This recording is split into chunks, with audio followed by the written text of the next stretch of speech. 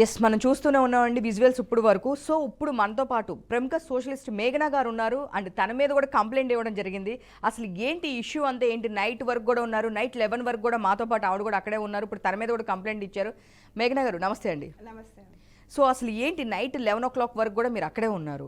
So వాళ్ళ parents లోపలికి పంపించే నేను వెళ్తాను అని చెప్పన్నారు. యాజ్ యూజువల్ మీడియా అందరూ వెళ్ళిపోయినా కానీ మీరు ఉండి లోపలికి పంపించి వెళ్ళారు. సో మార్నింగ్ చూస్తే మీ మీద కంప్లైంట్ ఇవ్వడం జరిగింది. అసలు ఏంటి ఈ గొడవ అంతా, అసలు ఏంటి, ఎందుకు, ఎవరి కోసం? యాక్చువల్గా స్టోరీ ఏంటంటే అండి, ఆవిడంతా అందరిని మిస్ప్లేస్ చేసింది. కమ్యూనిటీ వాళ్ళందరూ రాజ్ ఓనర్ కాబట్టి రాజ్ తరుణ్కి ఒక లెటర్ పెట్టారు. ఇక్కడంతా మాకు న్యూసెన్స్ జరుగుతుంది, ఈమె వల్ల ఇల్లీగల్ యాక్టివిటీస్, దీనివల్ల మెయింటెనెన్స్ కట్టలేదు, సంథింగ్ ఉంది, నువ్వు ఓనర్ కాబట్టి మీకు చెప్పాము అనేసి వాళ్ళ సొసైటీ నుంచి వాళ్ళకి ఒక లెటర్ వెళ్ళిందండి. దానికి అబ్బాయి ఏమన్నాడు అంటే, ఇంకా అబ్బాయి ఓనర్ కాబట్టి చాలా రోజుల నుంచి చెప్తున్నా అంట, 1 year నుంచి నన్ను పెట్టకపోతే ఇంకా వాళ్ళు కూడా మేము కూడా సీరియస్ యాక్షన్ తీసుకుంటాము, మీరు ఏదో ఒకటి చేయండి, మీకు ఓనర్స్ మీరు, అక్కడ ఎవరు ఉంటారు మాకు సంబంధం లేదు అని చెప్తే అతను అబ్బాయి సరేలేండి మా ఫ్లాట్లో నేను మా పేరెంట్స్నే పెడతాను, మీకు ఇష్యూ కాకుండా నేను చూస్తాను, నేను ఐఎమ్ టేకింగ్ ద యాక్షన్ అని చెప్పేసి వాళ్ళ బంధువులతో వాళ్ళ పేరెంట్స్ని ఆ ఇంట్లో వెళ్ళమని చెప్పడానికి పెట్టాడు. నా ఇల్లు కదమ్మా మీరు పోయి ఉండండి అని చెప్పాడు. అతను షూటింగ్లో ఉండి తను రాలేదు అని పెట్టి పంపించేసరికి అక్కడ పోయేసరికి ఈవిడ వాళ్ళని ఇంట్లోకి రానిలేదు. వాళ్ళు ఎప్పుడు వెళ్ళారంటే 11:30కి వెళ్ళారు మార్నింగ్. అప్పటి నుంచి ఆమె ఇంట్లోనే కూర్చోబెట్టింది, 9-10 వరకు ఈవినింగ్ వరకు కూర్చోబెట్టింది. సార్ నాకు కొద్దిగా వర్క్ ఉండేసి నేను ఈవినింగ్ కాల్ చేస్తే లేదండి ఇంకా అదే సిచ్యువేషన్ ఉంది, లేదు అంటే సరే అని చెప్పేసి నేను తప్పని కంపల్సరీ పరిస్థితిలో నేను అక్కడ వెళ్ళాల్సి వచ్చింది. నేను వెళ్ళేటప్పటికి అరౌండ్ 8 అయిపోయింది నైట్. అప్పటికే మీడియా వాళ్ళందరూ వెళ్ళిపోయారు, ఏదో ఒక 2-3 మీడియాస్ వాళ్ళు ఉన్నారు, కానీ నేను నాకేం కవరేజ్ కోసం నేను వెళ్ళాలా, వాళ్ళ పరిస్థితి ఏంటి అని వెళ్ళేసరికి అప్పటికి కూడా ఆవిడ వాళ్ళు లోపల తీసుకోవడానికి రెడీగా లేదు. నేను అన్న వాళ్ళు ఖచ్చితంగా అయితే లోపలికి వెళ్తారమ్మా, నీళ్ళు ఏం కాదు, నువ్వు వద్దానికి రూల్ లేదు కదా, వాళ్ళు వెళ్తారు, వాళ్ళు వెళ్ళే వరకు నేను ఇక్కడే ఉంటా వాళ్ళకి తోడుగా. సో వాళ్ళ ఫాదర్ కూడా మీతో గొడవ జరిగింది. ఆ విజువల్స్ కూడా మన దగ్గర ఉన్నాయి. అంటే నైట్ మీరు చూసారు కదా, అక్కడే ఉన్నప్పుడు మీతో గొడవ పడ్డారు, వద్దు ఇలా చెయ్యొద్దు, అసలు ఎందుకు ఇట్లా చేస్తున్నారు, మీకేం సంబంధం అంటే మా అమ్మాయిని ఇలా అనడానికి మీకేం సంబంధం అని చెప్పి మీ ఇద్దరి మధ్య ఒక ఘర్షణ అనేది జరిగింది అక్కడ. సో అసలుకి ఏంటి వాళ్ళతో ఫస్ట్ డే నుంచి కూడా మీరు రాజ్ తరుణ్కి సపోర్టర్గా, అంటే లైక్ చెప్పాలంటే ఒక సిస్టర్ లాగా దానికి మీరు శేఖర్ భాష రాజ్ తరుణ్కి సపోర్టర్గా వస్తున్నారు. అండ్ సో అంతకుముందు మీడియాలో కూడా మీరు చాలాసార్లు తను చేసే పనులు కానీ చాలా వల్గర్గా చేస్తుంది, తను పబ్బులకి వెళ్తుంది, డ్రగ్స్ తీసుకుంటుంది అని తన మీద చాలా నెగిటివిటీ అనేది మీరు మాట్లాడడం జరిగింది ఇంతకు ముందు. సో దాని గురించి కూడా నైట్ ఆవిడ నా గురించి ఇలా మాట్లాడావని చెప్పి గొడవ పడడం జరిగింది. అసలు ఎక్కడి నుంచి మొదలైంది, ఇప్పుడు ఆవిడకి ఏం కావాలి అంటే ఆ హౌస్కి నేను కూడా డబ్బులు ఇచ్చాను అని చెప్పేసి తను చెప్పడం జరిగింది. లావణ్య నేను కూడా డబ్బులు ఇచ్చాను అని చెప్పేసి లావణ్య చెప్పడం జరిగింది. సో మీరేమో లేదు ఆ హౌస్ రాజ్ తరుణ్ పేరు మీద ఉంది, రాజ్ తరుణ్ అని చెప్పి అంటున్నారు. వాళ్ళ పేరెంట్స్ లోపలికి రానియడం లేదు. ఇప్పుడు కూడా వెళ్ళి మీ మీద కూడా కేసు పెట్టింది, అండ్ సమ్ రిపోర్టర్ మీద కూడా కేసు పెట్టింది అని చెప్పేసి మాకు తెలిసింది. అసలు దేనికోసం, ఎవరి కోసం, దీనిలో ఎవరిది తప్పు ఉంది? ఇక్కడ తప్పు అంటే అండి, మెయిన్ చెప్పాలంటే అబ్బాయి మంచితనం, పిరికితనం, రాజ్ తరుణ్ మంచితనం పిరికితనంతో ఆమె ఇన్ని చేష్టలు ఇన్ని ఆటలు ఆడడానికి మెయిన్ రీజన్ రాజ్ తరుణ్. ఆ అబ్బాయి పోనీలే అని జాలి దయ చూపించాడు కదా ఇన్ని రోజులు, అది అడ్వాంటేజ్ అయిపోయింది. ఫస్ట్ ఆఫ్ ఆల్ ఏంటి అని అంటే ఆమె అనుకుంది ఏదైనా జరగలేదు అనుకోండి, దానికి రీజన్ అయిన ప్రతి ఒక్కరిని ఆమె చెప్పేవన్నీ అబద్ధాలు, ఒక్కటి నిజమని నిరూపిండి. రాస్తారు నా బంగారం నేను వస్తాను చిన్నోడా అంటది, మళ్ళీ నెక్స్ట్ డే నువ్వు మొగోడివేనా, నువ్వు హీరోవేనా అని అంటది, మళ్ళీ నేను జైల్లో పెడతాను అంటది, నేను కేసులు తీసుకుంటాను అంటది. అంటే ఈ 4 వర్షన్లు ఆవిడవే కదా, దీంట్లో ఏది లావణ్య కరెక్ట్ మీరు నాకు చెప్పండి, ఏది కరెక్ట్ కదా? ఆ అమ్మాయి సిచ్యువేషన్ ఏంటి అంటే ఆ అమ్మాయికి ఫుల్ ఆఫ్ యాటిట్యూడ్, ఈగోయిజం. మీకు తెలుసో తెలీదు, యాక్చువల్గా నేను వెళ్ళేసరికి మీడియా కూడా లేదండి, నేను ఒక్కటే ఉన్నా. నేను ఇంకా ఆంటీ వాళ్ళకి మంచం సెటప్ చేసి నేను కూడా అక్కడే ఉందామని డిసైడ్ అయ్యాను. నైట్ జరిగిన స్టోరీ అక్కడ దాన్ని మొత్తం ట్విస్ట్ చేసి చెప్పింది.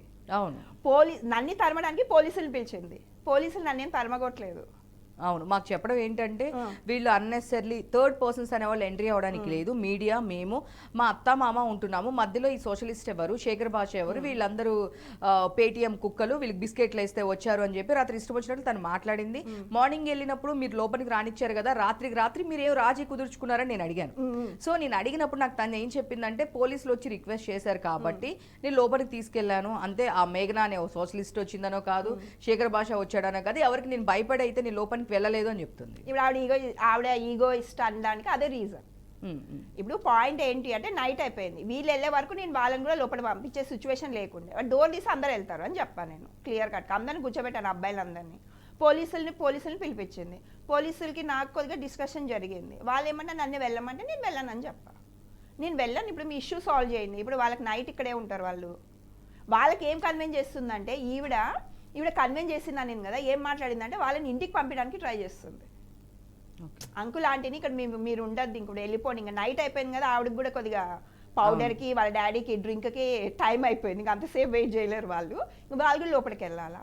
అందుకు వీళ్ళని కన్విన్స్ చేస్తుంది, మీరు వెళ్ళిపోండి ఇక్కడ ఉండొద్దు అని కన్విన్స్ చేస్తుంటే అంకుల్ ఆంటీ లేదమ్మా మేము వెళ్తున్నాం ఇంటికంటే, లేదు అంకుల్ మీరు వచ్చినప్పుడు ఇంత రచ్చ అయినప్పుడు ఇంకా మీరు వెళ్ళాల్సిన అవసరం లేదు, మంచో చెడో మీరైతే ఈ ఇంట్లోకే వెళ్తారు, మీరు ఉండండి, నేను చేస్తాను, మీకు అరేంజ్ చేస్తాను అని, మంచం కూడా అవన్నీ ఇక్కడే పడుకోండి, మేము కూడా ఇక్కడే ఉంటాం, మీరేం భయపడకండి అని నేను అందరినీ మంచం అవన్నీ తెండి అది ఇది అని చెప్పేసరికి మళ్ళీ పోలీసులకి కంటిన్యూగా డిపార్ట్మెంట్ ఆయనే వచ్చి ఎస్ఐ సార్ వచ్చి అన్నాడు, ఎన్ని కాల్ చేస్తావమ్మా నువ్వు, 104 times కాల్ చేసిందంట. ఓకే, 100కి మీదొక్కటేనా, మాకు కూడా ఉన్నాయి కేసులు, మీదొక్కటే ఎన్నిసార్లు కంటిన్యూగా కాల్ చేపిస్తూనే ఉంది, ఎవరితో వాళ్ళ తమ్ముడితో కాల్ చేస్తూనే ఉన్నాడు 100కి కంటిన్యూగా.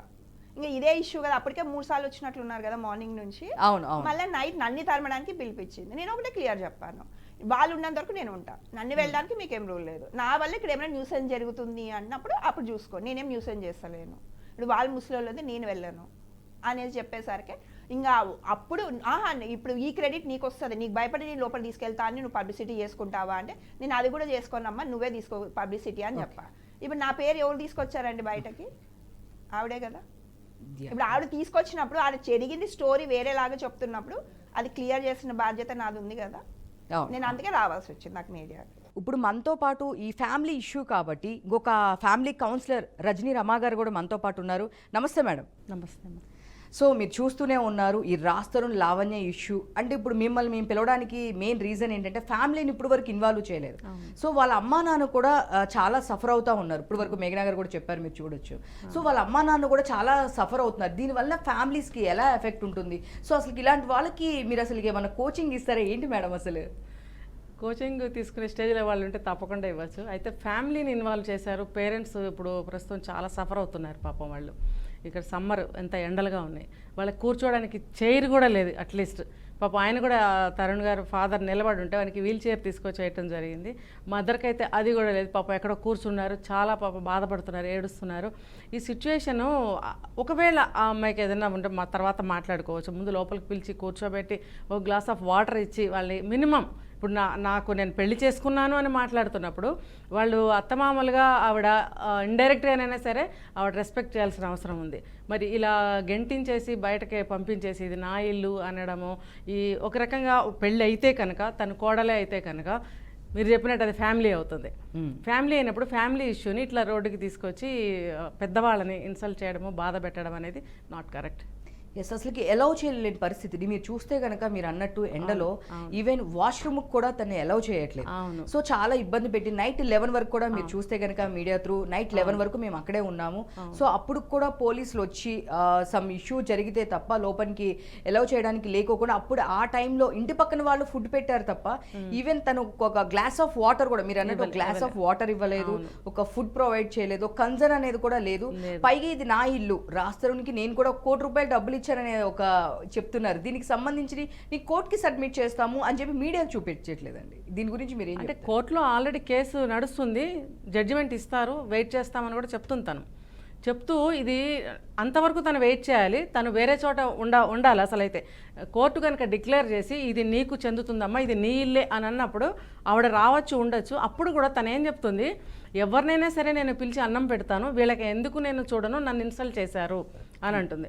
ఇన్సల్ట్ చేస్తే మాత్రం ఒక మనిషికి మినిమం నీడ్స్ ఉంటాయి, వాటర్ అని, వాష్రూమ్ అని, ఆ టైంకి ఫుడ్ అని. అట్లీస్ట్ నువ్వు ఫుడ్ పెట్టకపోయినా సరే వాష్రూమ్ అలౌ చేయాలి, లేదంటే వాటర్ ఇవ్వాలి, ఏదైనా కప్పు కాఫీ టీ లాంటివి ఆఫర్ చేయాలి. అది ఏమీ లేకుండా నువ్వు ఓన్లీ ప్రాపర్టీ కోసం, నీ హక్కుల కోసం నువ్వు భార్యవి కాదు అంటూ నాకు హక్కు వస్తుంది అని మాట్లాడుతూ అన్నెసరీ ఆర్గ్యుమెంట్ చేయడము, సీన్ క్రియేట్ చేయడం అనేది అస్సలు బాగలేదు. ఆ అమ్మాయికి మీరు చెప్పినట్టు కౌన్సిలింగ్ నాకు ఇప్పుడు ఇవ్వాలనే అనిపిస్తుంది. ఎస్, చూస్తే కనుక మేఘనా గారు, ఇంత ఇష్యూ జరుగుతున్నప్పుడు ఎందుకు రాస్తారు అనే పర్సన్ వాళ్ళ అమ్మ నాన్న బయట ఎండలో ఫుడ్కి వాటర్కి సఫర్ అవుతూ అంత సఫర్ అవుతున్నప్పుడు ఇంకా రాస్తారని పిరిగ్గానే లోపనే ఉండిపోతాడా? ఇంకెప్పుడు ఫేస్ చేయడా ఈ ప్రాబ్లమ్ని? దీనికి అసలు ఎండ్ కార్ట్ అనేది పడదా? ఇప్పుడు యాక్చువల్గా అంటే అబ్బాయి వెనకాల ఉండడానికి ఒకటే రీజన్ ఏముందంటే తను హీరో. ఇప్పుడు తను వచ్చాయి అనుకోండి, ఒక 100 ఛానల్స్ వెళ్తాయి. 100 ఛానల్స్ వెళ్ళాక ఆయన ఇంటర్వ్యూ ఇచ్చుకున్నా అంటే అక్కడ మెయిన్ ఇష్యూ డైవర్ట్ అయిపోతుంది. ఇప్పుడు ఆ అబ్బాయి ఇప్పుడు అక్కడ వాళ్ళకి ఇబ్బంది కలుగుతుందని వాళ్ళ పేరెంట్స్ని పెట్టి వాళ్ళ పేరెంట్స్ త్రూ ఉన్నాక ఆమె అట్లీస్ట్ కొన్ని యాక్టివిటీస్ ఆమె స్టాప్ చేయగలుగుతుందేమో అని చెప్పేసి పెట్టాడు. ఆమెను ఈ రోజుకి నువ్వు బయటకు వెళ్ళమ్మా అని ఇప్పుడు ఆమె అంటుంది, బంగారు నువ్వు నాకు చెప్పు నేను వెళ్ళిపోతాను అంటుంది. సరే చెప్పినా కూడా వెళ్ళిపోతుందా అండి? ఇప్పుడు నేను ఛాలెంజ్ చేస్తాను మీడియాకి, లావణ్యకి రాస్తారుని వచ్చి సమాధానం చెప్పమంటుంది, నేను చెప్పిస్తాను రాస్తారుతో, ఆమె యాక్షన్ వెంటనే వెళ్ళిపోతుందా చెప్పమనండి. సో ఆవిడ ఏం చెప్తుందంటే రాస్తారుని వచ్చి నన్ను ప్రేమగా వెళ్ళిపోమంటే నేను వెళ్ళిపోతాను, ఇష్యూస్ అని క్లోజ్ చేస్తాను. రాస్తారుని ఇప్పుడు వరకు మాట్లాడలేదు. ఫ్రాంక్గా చెప్పాలి అంటే రాస్తారుని మగోడు కాదా? ఎందుకు మాట్లాడు? ఆడం కూడా ఎందుకు ఇట్లా లోపల ఉంటున్నాడు? ఎందుకు వీళ్ళందరికీ డబ్బులు ఇచ్చి మీలాంటి వాళ్ళకి, శేఖర్ భాష లాంటి వాళ్ళకి డబ్బులు ఇచ్చి చేయిస్తున్నాడు? ఎందుకు ఇలా చేపిస్తున్నాడు? ఒకవేళ అమ్మాయిలతో ఎఫ్ఐఆర్లు పెట్టుకుంటూ వేరే చోటు ఉన్నాడు, నేను కూడా అక్కడికి వెళ్ళనా?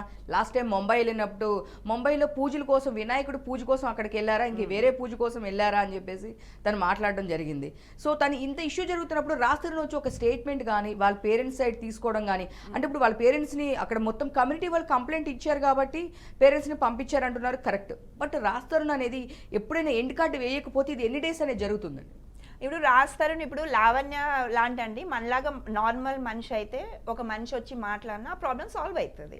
ఇప్పుడు లావణ్య లాంటిది కాదు. ఆమెకి ఏంటి అంటే ఆమెకు కావాల్సిన ఆన్సర్ వచ్చే వరకు మెడకేస్తా కాలుకేస్తా మెడకేస్తా, ఇది అంటది అది అంటది అన్నీ ఆమె చెప్తుంది. ఆన్సర్ క్వశ్చన్ ఆమె, కేసు పెడతానంటది, కేసు తీసేస్తానంటది, నా బంగారం అంటది, నువ్వు మొగోడి కాదంటది, నా మొగుడు అంటది, ఇంకా నువ్వు నన్ను రేప్ చేసినావు అంటది, అన్ని ఆమె స్టేట్మెంట్లు అన్నీ ఆవిడవే ఉంటాయి. అలాంటి వాళ్ళతో ఎవరైనా సరే ఏం మాట్లాడతారు చెప్పండి? ఏం మాట్లాడతారు? ఏమొచ్చి స్టేట్మెంట్ ఇవ్వాలి అబ్బాయి? యాక్చువల్గా ఆ అబ్బాయి ఏమొచ్చి స్టేట్మెంట్ ఇవ్వాలా చెప్పండి? ఇది నా ఇల్లమ్మా, నువ్వు బయటికి వెళ్ళు, నేను వచ్చి ఇంట్లో ఉంటానని రాస్తారని వచ్చి ఆమెతో ఫైట్ చేయాలా? ఆమె కామన్ సెన్స్ లేదా? ఇప్పుడు నువ్వు మొగుడు అంటున్నావు కదా, మొగుడు అంటే ఆమె 100 అఫేర్లవి వీడియోలు ప్రతి ఛానల్ వాళ్ళు చూసారు. చింటూతో మంచం కోళ్ళని చూసారు, మస్తాన్ సాయిలో లవ్ అఫేర్ అని చూసారు, మస్తాన్ సాయితో రేప్ కేసు పెట్టింది, మస్తాన్ సాయి నన్ను రేప్ చేశాడని, అట్లా కొన్ని 100 మంది లావణ్య మీద కంప్లైంట్ చేశారండి. ఇప్పుడు మనమంతా నార్మల్ మనుషులమే కదా, మన మీద ఏమన్నా కంప్లైంట్స్ వస్తున్నాయా? లావణ్య ఒక్కదాని మీద ఎందుకు ఇంతమంది, ఒక 10-20 మంది ఆమె మీద ఎందుకు కంప్లైంట్ చేయగలుగుతున్నారు అంటే ఆమె క్యారెక్టర్ అర్థమవుతుంది కదా. కంపులో ఎవరు పడాలనుకోలేదు, అబ్బాయి డీసెంట్ అబ్బాయి కాబట్టి ఆ కంపు నుంచి దూరం వెళ్ళాలనుకుంటున్నాడు. ఇది ఆ కంపులో పడిందంటే అయిపోయింది. ఇప్పుడు ఆ అమ్మాయి ప్రీతి అండి, నా ఫోన్ ఇవ్వు అని ప్రయత్నం చేస్తుంది, ఈ రోజు వరకు ఫైట్ చేస్తుంది. ఎందుకంటే వాళ్ళ పర్సనల్స్, వాళ్ళిద్దరు లవర్స్, వాళ్ళు ఏదో పర్సనల్స్ ఉంటే ఈ రోజుకి ఆమె వాళ్ళని అది అడ్డం పెట్టుకొని బ్లాక్మెయిల్ చేస్తుంది. మళ్ళీ వచ్చిన వాళ్ళు నా మీద దాడి చేశారంటది, ఈవిడ అందరి మీద చేస్తుంది, మళ్ళీ స్టేట్మెంట్లు ఏమో వాళ్ళు నా మీద చేశారంటది. ఇప్పుడు మస్తాన్ సాయికి మీకు తెలియదు, ఆమె అంటుంది కదా మేము పేడ్ ఆర్టిస్టులు అంటుంది కదా అండి. ఇప్పుడు ఆవిడ మీడియాతోనే ఒప్పుకుంది, నేను ఒక యాంకర్కి నేను డబ్బులు ఇచ్చాను 40,000 అని. ఇప్పుడు ఆవిడని ఏమంటారండి? సరే ఆవిడ ఎందుకు ఇచ్చింది అది ఆన్సర్ ఎవరన్నా క్వశ్చన్ అడిగారా? ఛానల్స్ వాళ్ళైనా సరే అవునమ్మా నువ్వెందుకు ఇచ్చావు, నీ సైడ్ నీతి న్యాయం ఉందన్నప్పుడు ఎందుకు ఇవ్వాలి ఆమె డబ్బులు? సో నేను అడిగానండి, మీరు చెప్పిన ఈ క్వశ్చన్ నేను మార్నింగే రేస్ చేశాను. మార్నింగ్ మాకు ఇచ్చిన బైక్లో చెప్పింది తను ఏంటంటే నేను ఇలా పలానా ఒక ఛానల్కి వాళ్ళకి డబ్బులు ఇచ్చాను అని చెప్పి, బట్ అక్కడ ఒక థంబ్నెయిల్ మార్చాలి ఏదో సంథింగ్ అని చెప్పి ఇచ్చాను, నాకు తెలియదు ఇలా ఉంటుందని, నాకు తెలియక ఇచ్చిందని చెప్పి తన రీజన్ చెప్తుంది. ఇప్పుడు డబ్బులు ఇచ్చే అలవాటు ఇప్పుడు ఎవరికి ఉందని ఆమె ఒప్పుకుంటుంది చెప్పండి? ఇప్పుడు రియల్గా చెప్పాను అంటే ఇప్పుడు నా కాంటాక్ట్ ఇస్తాను, రాస్తారు నంబర్ ఉందేమో మీరు చూసుకోండి, మాకు రాస్తారు సంబంధం లేదు. ఇప్పుడు మేము ఇక్కడ సొసైటీలో ఉంటున్నాము, ఆమె వల్ల చాలా మంది పిల్లలు పాడైపోతున్నారు, ఆ న్యూస్ వల్ల, అది ఆమె డ్రగ్ కేసుల వల్ల సొసైటీ పాడైపోతుంది. మా కన్సర్న్ సొసైటీ మీద ఉంది. ఆమె అక్కడ మంచి చెడుల మధ్యలో మా ఫైట్ ఉంది, అక్కడ రాస్తారు లావణ్య మధ్యలో కాదు మా ఫైట్. ఎవరు రైట్ ఉన్నారు, ఎవరు రాంగ్ ఉన్నారు. ఓకే ఓకే అమ్మ, ఇప్పుడు ఇలాంటి వాళ్ళకి కౌన్సిలింగ్స్ అనేది జనరల్గా మనం ఇస్తూ ఉంటాం కదా. సో ఈ అమ్మాయి చూస్తే ఒకళ్ళ మీద కాదు, అంతకుముందు మస్తాన్ సాయి అని ఒక పర్సన్, మీరు ఇది ఫస్ట్ నుంచి చూశారు కాబట్టి అడుగుతున్నాను. మస్తాన్ సాయితో మ్యారేజ్ అయ్యింది, సో తను అక్కడికి వెళ్ళి బెయిల్ దగ్గరికి కూడా వెళ్ళి మాట్లాడడము, కోర్టుకి వెళ్ళడం అంతా జరిగింది. సో మళ్ళీ వస్తే ఇప్పుడు సెకండ్ డే చూస్తేనేమో ఈ హౌస్ నాది, రాస్తారు నా హస్బెండ్ అని చెప్పి మాట్లాడుతుంది. సో అసలు ఇలాంటి వాళ్ళకి కౌన్సిలింగ్ చాలా అవసరం కదా. అసలు దీనికి గవర్నమెంట్ అప్లై చేయడానికి కానీ అలా ఏమైనా ఉంటుందా అంటే ఆవిడ తరపు నుంచి కాకుండా మనం ఇంత డ్రామా చూస్తున్నాం ఇన్ని డేస్ నుంచి. మేడం చెప్పినట్టు, మేఘనా గారు చెప్పినట్టు సొసైటీలో చాలా ఇంపాక్ట్ అనేది కనిపిస్తుంది. డ్రగ్స్ తీసుకోవడము, వాళ్ళతో వీడియోలు అనేవి మీరు చూడొచ్చు. ఎన్ని వందల వీడియోలు అమ్మాయిలు ఎంత బ్లాక్మెయిల్ చేస్తున్నారో తిను మస్తాన్ సాయి కలిసి ఇంతకుముందు వీడియోస్లో చూడొచ్చు మనం. సో మనము కోర్టు పరంగా కానీ ఆ అమ్మాయికి ఇలాంటి కౌన్సిలింగ్స్ ఇవ్వడానికి కానీ మనం ఏం చేయలేమా? సొసైటీ ఇలా చూస్తూ ఉండాలా? లేదు, ఈ కౌన్సిలింగ్ ఇచ్చేదానికన్నా ముందు ఆమె కొన్ని రూల్స్ అనేవి తెలుసుకోవాలి. ఇప్పుడు మస్తాన్ సాయిని పెళ్లి చేసుకున్నానండి, తర్వాత రాజధానిని 2014లో పెళ్లి చేసుకున్నానని చెప్తుంది. మళ్ళీ ఒక పక్కన 16 ఇయర్స్ నుంచి నేను రిలేషన్లో ఉన్నాను, మళ్ళీ 11 ఇయర్స్ నుంచి రిలేషన్లో ఉన్నాము. అంటే ఒకదానికొకటి అసలు ఎప్పటి నుంచి స్టార్ట్ అయినట్టు ఈ రిలేషన్ అతనితోటి, అసలు మ్యారేజ్ ఎంతమందిని చేసుకుంటుంది, చేసుకున్న తర్వాత కూడా తన హక్కుల కోసం ఇప్పుడు పోరాడుతుంది. అంటే రూల్స్ అనేవి, చట్టం అనేది ఆమెకు సరిగ్గా తెలుసుకుంటుందా తెలుసుకోదా? అవి తెలిస్తే కనుక దాని ప్రకారంగా ఇప్పుడు ఆమె ఏమన్నా ఒక చెడు మార్గంలో కానీ మంచి మార్గంలో కానీ వెళుతుంటే మనం ఒక విధంగా ఆవిడకి కౌన్సిలింగ్ ఇవ్వచ్చు. మీరు అన్నట్టు ఒకదానికొకటి సంబంధం లేదు, అప్పుడొక మాట ఇప్పుడొక మాట. ఇప్పుడు 10 మంది కూడా ఆమె మీద కేసులు పెడుతున్నారు, బ్లేమ్ చేస్తున్నారు అని అంటే ఆమె ఎన్ని విధాలుగా రాంగ్గా ఉందనేది మనకు అర్థమవుతుంది. అన్ని విధాలుగా రాంగ్గా ఉన్న మనిషి అసలు రూల్స్ తెలుసుకోవాలి ఫస్ట్. ఇలా ఉన్నప్పుడు కౌన్సిలింగ్ ఇవ్వడం కూడా చాలా కష్టము. ఎవరికి అవసరం పడుతుంది కౌన్సిలింగ్ ఇవ్వడానికి? కాకపోతే ఏంటంటే ఒక అమ్మాయి ఆ విధంగా బయట నిలబడి సీన్ క్రియేట్ చేసుకోవడము, అలా బిహేవ్ చేయడం అనేది అస్సలు బాగలేదు. ఇంకా ప్రీతి అనే అమ్మాయి వచ్చి ఈమెకి ఎగనెస్ట్గా అట్లా మాట్లాడడం అనేది, ఆ దెబ్బలాడుకోవడం అనేది అస్సలు అందంగా లేనే లేదు వాళ్ళిద్దరికీ కూడా. ఏదైనా ఉంటే ప్రాపర్గా అట్లా మాట్లాడుకోవాలి. లేదు వాళ్ళ ఫ్యామిలీ మెంబర్స్ అని నువ్వు అనుకుంటున్నప్పుడు కూర్చొని మాట్లాడుకోండి. లేదు నీకు రాజధానినే వచ్చి మాట్లాడాలి అనుకున్నప్పుడు దానికి ఒక మధ్యస్థంగా ఎవరినైనా పంపించి మాట్లాడడమో, లేకపోతే రిక్వెస్ట్ పెట్టడమో, పేరెంట్స్కి రిక్వెస్ట్ చేసి పిలవండి, కొంచెం నేను మాట్లాడతాను, కొన్ని నాకు డౌట్స్ ఉన్నాయి క్లియర్ చేసుకుంటాను, అవి క్లియర్ అయితే కనుక నాకేం అభ్యంతరం లేదు, లాంటి మాటలన్నీ వాడుతూ తను అక్కడ క్లియర్ చేసుకోవాల్సిన అవసరం అనేది ఉంది.